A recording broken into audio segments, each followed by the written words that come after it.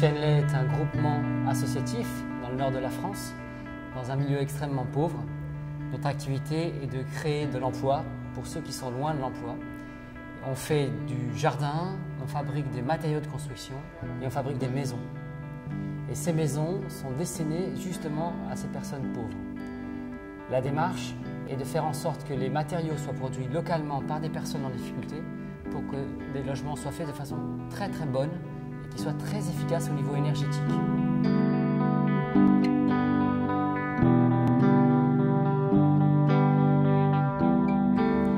C'est la rencontre de quelques-uns qui avaient de l'emploi avec des personnes en grande difficulté qui a donné naissance à la première association.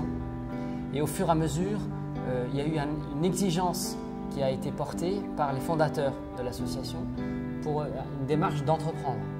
Il s'agissait non pas de faire de l'associatif complètement aidé par la puissance publique et pas efficace, mais plutôt une entreprise qui soit réellement efficace dans les différents domaines.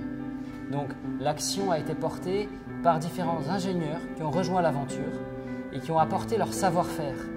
Et donc on a développé les techniques qui soient efficaces tout en demandant beaucoup de main-d'œuvre, ce qui est le contraire de ce qui se fait d'habitude. D'habitude, on développe des produits qui sont très efficaces et qui demandent de moins en moins de main-d'œuvre, donc qui mettent de plus en plus les gens de côté. Là, on inverse l'affaire, c'est de faire des techniques efficaces tout en s'appuyant sur la production des personnes qui n'ont pas beaucoup de compétences et qui progressent au fur et à mesure.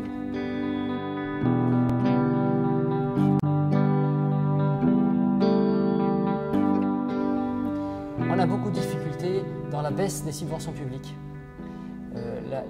La crise actuelle fait qu'il y a une démarche de coupe de ressources budgétaires qui se fait de façon aveugle.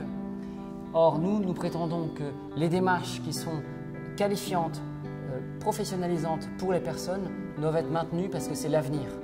C'est en mobilisant les personnes autour de démarches où elles acquièrent des compétences et où elles sont dans un travail productif qu'on peut arriver à préparer un avenir qui soit bon, y compris en tant que consommateur. C'est particulièrement simple à comprendre de voir que laisser les gens complètement en marge du système productif ne fabriquera pas les solutions d'avenir. Donc effectivement, nos équilibres étaient faits en partie sur ce qu'on vendait en tant que production et en partie sur les subventions qui étaient liées au fait qu'on employait des gens à très faibles compétences. Là, les équilibres changent brutalement. Il faut qu'on trouve d'autres points d'appui pour toujours continuer à être au service des personnes en grande difficulté.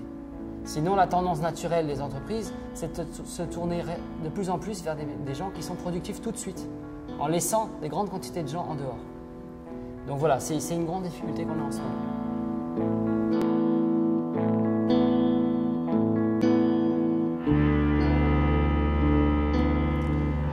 L'avenir est à la poursuite de l'invention de nouveaux métiers.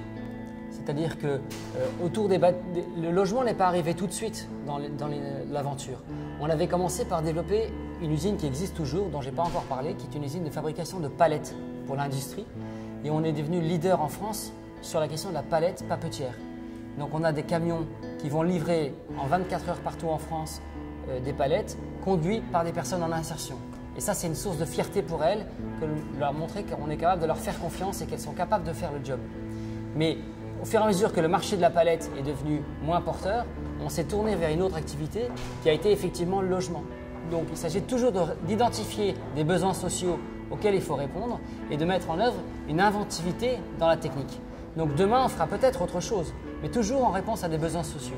Si on reste sur des besoins sociaux, le marché est là. On n'a pas arrêté de le dire ce matin, la crise est l'objet de la solution. Donc la question, c'est une méthode, un état d'esprit qui est de développer l'ingénierie et de développer l'intelligence collective au service de ceux qui sont les plus fragiles.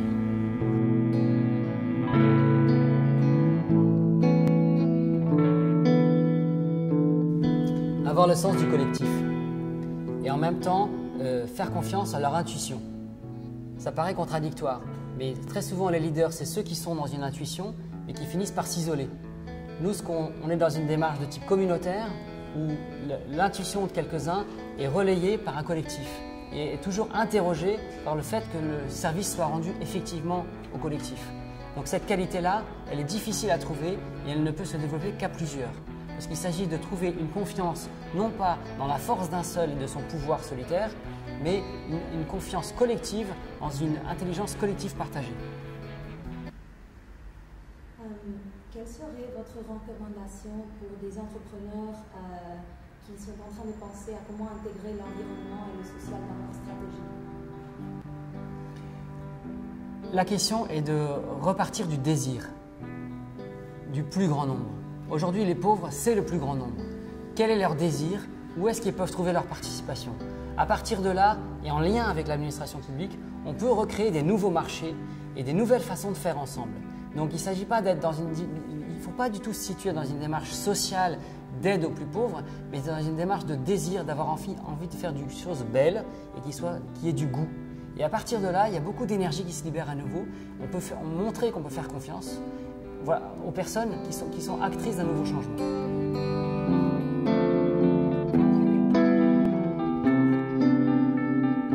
Mon plus grand rêve, c'est qu'on puisse redévelopper des dynamiques de confiance collective.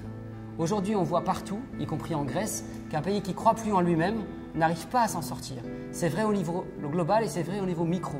C'est-à-dire que j'habite dans un pays où les gens choisissent d'habiter dans des quartiers toujours plus sécurisés les uns par rapport aux autres et qui vivent dans une inquiétude toujours plus grande.